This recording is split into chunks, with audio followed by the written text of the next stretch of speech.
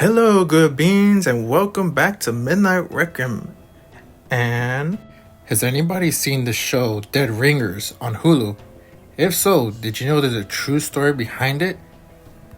It is based on the mysterious deaths of near-identical twin gynecologists Cyril and Stuart Marcus, 45, whose decomposing bodies, one naked, one partially clothed, were discovered in their square-filled 10th-floor Sutton Terrace apartment in July 1975.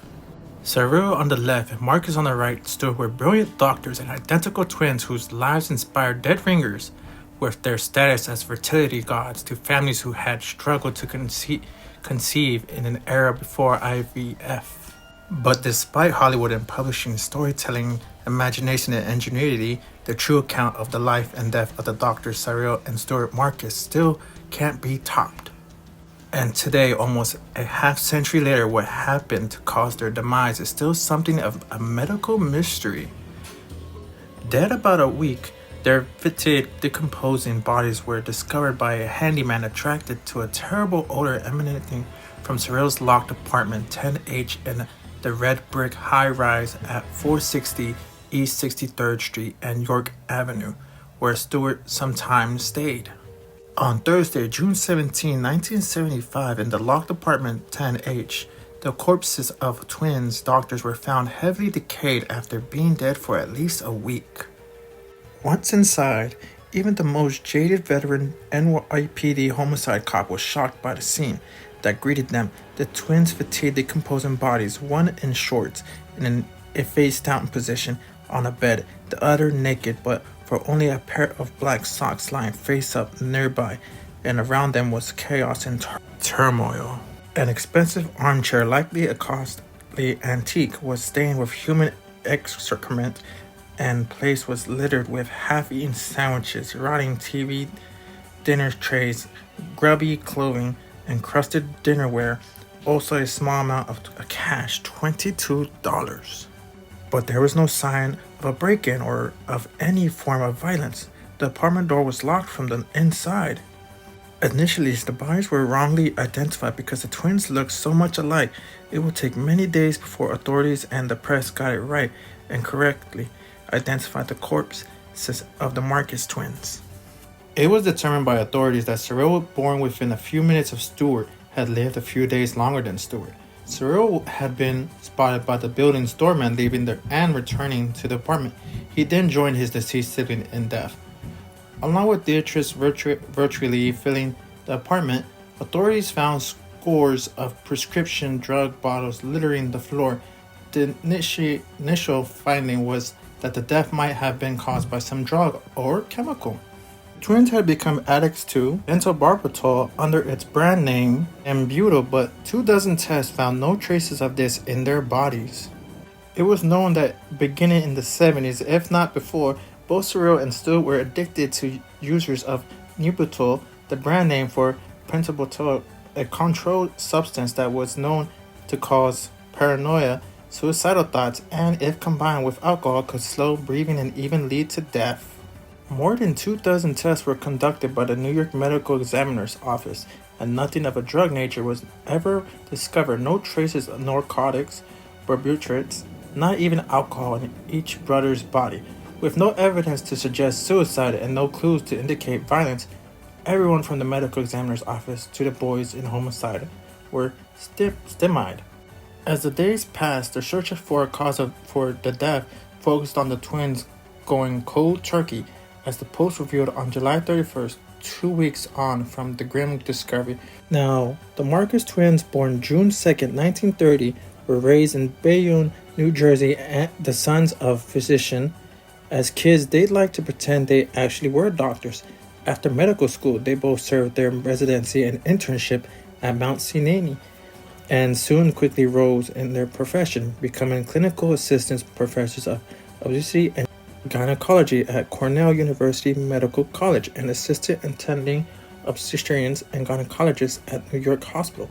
In 1967, they edited the leading book in their field, a classical text, Advances of Obstetrics and Gynecology. They researched and were published in numerous journals and were nationally known and respected. They were best known in Manhattan's upper echelons as the co-directors of New York Hospital Cornell Medical Center's infertility clinic, and in the 1960s their joint practice as the city's top infertility specialist with bustling office at 420 East 72nd Street boomed. Their patients were among the 1%, the Park Avenue wives of CEOs, famous actresses, political wives, and other professional women who had trouble conceiving. But when they did finally give birth, they considered the Marcus twins as fertility gods. The husband of one wife having difficulty getting pregnant told a reporter that Stuart Marcus had taken her through 2 tough pregnancies and declared, "We owe our children to Dr. Marcus." Others called them miracle workers, grateful parents, and had even named their Marcus-induced sons after Cyril and Stuart. There were said to be hundreds, if not thousands, of little Cyrils and Stuarts from Brooklyn to Beverly Hills, thanks to the good doctors. The twin gynecologists looked so much alike according to their patients and colleagues that some could not identify Cyril from Stuart or vice versa. Each had a distinctive personality, but no one could agree on who had which traits, and even in death, some who saw and examined their bodies had difficulty telling them apart. In New York Magazine, the late Linda Wolf revealed that she had been Stuart's patient, but that she and others were sure Cyril had impersonated his twin during their treatments. Moreover, they were known to impersonate one another even during their rounds. One of their nurses told the Post after their death that Cyril was frequently short-tempered, while Stuart was easygoing, and that's the only way she could tell them apart. By the 1970s, the Marcus twins had secretly gotten heavily into drugs and were considered often out of it, even while bringing babies into the world or performing other hospital and clinical duties. On one occasion in the early 1970s, Cyril was found by his brother and the apartment building handyman unconscious from an apparent overdose in Cyril's apartment. He had to be hospitalized, but soon was again treated patient and igniting frightening incidents. On March 6, 1974, some 16 months before Dr. Cyril Marcus died, he attempted to perform a circumcision on an infant with only the handle of a surgical knife without the blade during the usual routine procedure at New York Hospital, according to testimony from a nurse assigned to assist him. A month after their body's discovery, a New York hospital revealed how the twins had been told to sort out their drug problems and given a board hearing date of July 10th, for which they did not turn up. As time passed, revelations about the doctor's drug-addled state before their deaths included a botched circumcision, which was only saved by a nurse.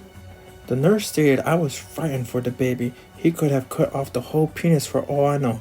He started the procedure and he put a clamp on the penis and began to cut the foreskin with only the handle of the knife. I said, 'What are you doing?' And he turned and looked at me and said, 'I know, I don't have the blade on,' and he put it on."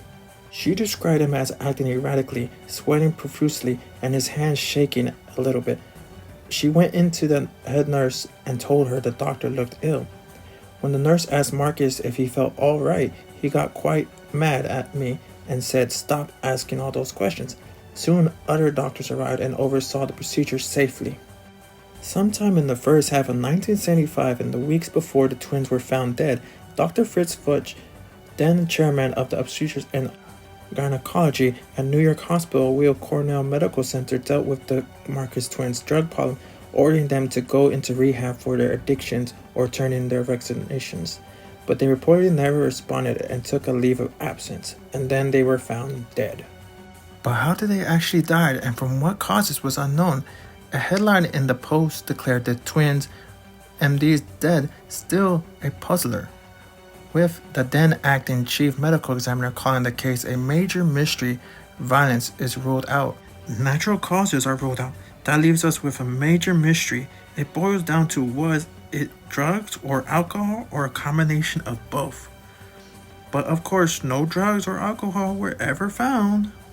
A reason had to be given, so 2 weeks after the Marcus twins died, the medical examiner's office announced that they had died of acute withdrawal of barbiturates, as one of the medical examiner's doctors stated. Withdrawal from barbiturates is more dangerous than heroin withdrawal. And it was revealed that the withdrawal cause decision was determined by what was described curiously as logical deduction.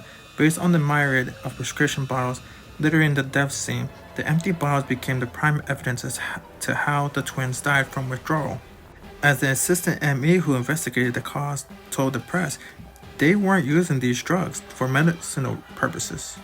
He said the investigators saw the bottles and began adding things up. In the editorial published a month after deaths, the New York Times declared the larger question now that the Marcus brothers are dead is how society is to protect itself from more effectively against such incapacitated physicians. Now remember, my good beans, be nice and caring to each other. Please like the video and subscribe. Thank you. Have a wonderful night.